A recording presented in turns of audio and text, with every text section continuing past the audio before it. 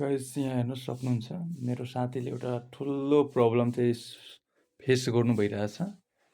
I hope यस्तो problem पनि तपाईँले पनि आउन सक्छ यदि विन्डोज अपडेट मागिरहेछ भने तपाईँ प्लिज यदि विन्डोज 11 चलाउनु चाहनुहुन्न भने प्लिज अपडेट गर्नु होला, नत्र त्यो बेला तपाईँले धेरै कुराहरू एरर आउँछ अनि त्यो बेला रिजल्भ गर्नको लागि मेबी फर्मेट नै गर्नुपर्छ।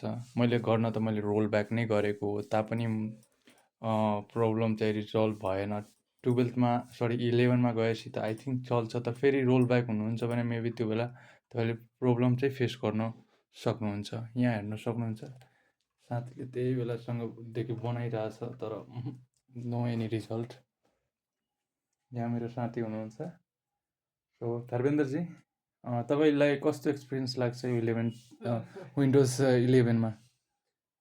आई थिङ्क तपाईँ युज गर्न चाहनुहुन्छ? म त यति नै भन्छु, यदि अलि हेभी लाग्छ कि लाइक कि खोल्न पनि टाइम चाहिँ लाग्छ। जति पनि राम्रो प्रोसेसर हो या तपाईँमा ऱ्याम बढी होस् तापनि मलाई हेभी लाग्छ कम्पेयर टु 10 चाहिँ एकदम पर्फेक्ट छ यार। लङ टर्म सपोर्ट पनि भनौँ न यार, मलाई त्यो एकदम पर्फेक्ट लाग्छ। त्यही भएर अलिक प्रोफेसनल त लाग्छ 11, तर युज गर्नुहोस्